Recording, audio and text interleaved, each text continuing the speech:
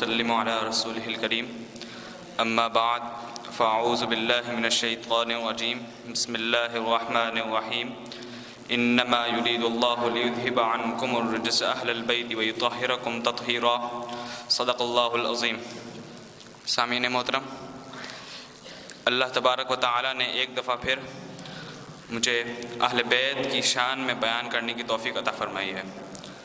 سامعین محترم، علامہ الحکیم نشاپوری اپنی کتاب المستدرک کی جلد نمبر 4 صفحہ نمبر 291 حدیث نمبر 4707 میں لکھتے ہیں کہ ان ام المؤمنین سیدہ عائشہ رضی اللہ تعالی عنہ قالت خرج النبی صلی اللہ علیہ وسلم غداة وعلیہ مرط مرجل من شعر اسود فجاء الحسن والحسین فادخلهما معه ثم جاءت فاطمة فادخلها معهما ثم جاء علي فادخله معهم ثم قال اللهم هؤلاء اهل بيتي ثم قال انما يريد الله ليذهب عنكم الرجس اهل البيت ويطهركم تطهيرا۔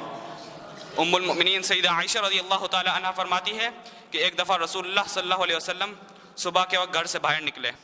اس وقت آپ صلی اللہ علیہ وسلم نے اپنے اوپر سیاہ اون کی منکش چادر مبارک اوڑھی ہوئی تھی۔ اتنی دیر میں حضرت امام حسن و حسین رضی اللہ تعالی عنہما تشریف لائے۔ آپ صلی اللہ علیہ وسلم نے ان دونوں کو اپنی چادر مبارک میں چھپا لیا۔ پھر حضرت فاطمہ الزہرا رضی اللہ تعالی عنہا تشریف لائی، پھر آپ نے ان کو بھی اپنی چادر مبارک میں چھپا لیا۔ پھر حضرت علی المرتضی رضی اللہ تعالی عنہ تشریف لائے، پھر آپ نے ان کو بھی اپنی چادر مبارک میں چھپا لیا۔ پھر آپ صلی اللہ علیہ وسلم نے فرمایا اللہم ہؤلاء اہل بیتی، اے اللہ یہ میری اہل بیت ہے۔ پھر آپ صلی اللہ علیہ وسلم نے فرمایا انما یرید اللہ لیذہب عنکم الرجس اہل البیت ویطہرکم تطہیرا، بے شک اللہ تبارک و تعالی چاہتا ہے کہ رسول اللہ صلی اللہ علیہ وسلم کی اہل بیت سے ناپاکی کو دور فرما دے اور ان کو پاکیزہ کر دے جیسا کہ انہیں پاکیزگی کا حق ہے۔ سامعین محترم، امام فخر الدین رازی لکھتے ہیں کہ 5 کام ایسے ہیں کہ جن میں رسول اللہ صلی اللہ علیہ وسلم اور رسول اللہ صلی اللہ علیہ وسلم کی اہل بیت کو ایک ہی حکم ہے۔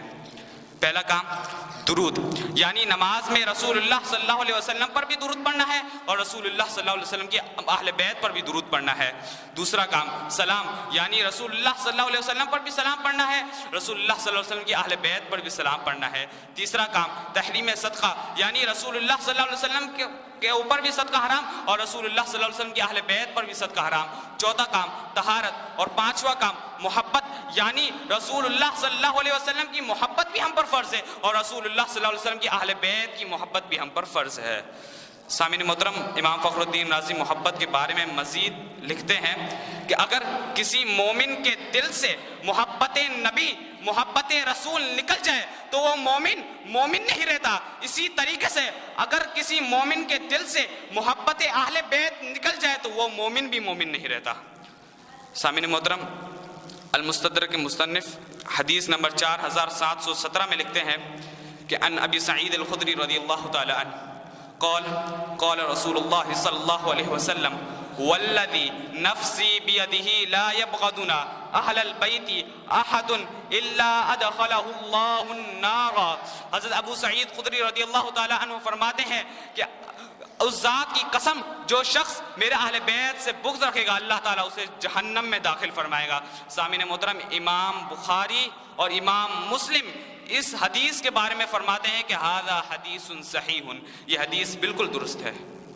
سامعین محترم، المستدرک کے مصنف حدیث نمبر 4723 میں لکھتے ہیں کہ ان علی رضی اللہ تعالی عنہ قال اخبرنی رسول اللہ صلی اللہ علیہ وسلم ان اول من يدخل الجنة انا وانت وفاطمة وحسن وحسین ثم قلت یا رسول اللہ فمحبونا یا رسول اللہ فمحبونا قال من ورائکم۔ حضرت علی المرتضی رضی اللہ تعالیٰ عنہ فرماتے ہیں کہ رسول اللہ صلی اللہ علیہ وسلم نے مجھ سے فرمایا کہ سب سے پہلے جنت میں پھر تو، پھر فاطمہ، پھر حسن، پھر حسین داخل ہوں گے۔ سامعین محترم، میں یقین سے کہتا ہوں کہ اگر آج رسول اللہ صلی اللہ علیہ وسلم کسی شخص کے خواب میں آ کر اگر کہیں کہ اے شخص تجھے جنت کی بشارت ہو، تو اس شخص کے اس شخص کی خوشی کی کوئی انتہائی نہیں ہوگی، وہ خوشی سے پاگل ہو رہا ہوگا، وہ یہاں تک دعا کرے گا کہ اے اللہ مجھے موت عطا فرما تاکہ میں جنت میں جاؤں۔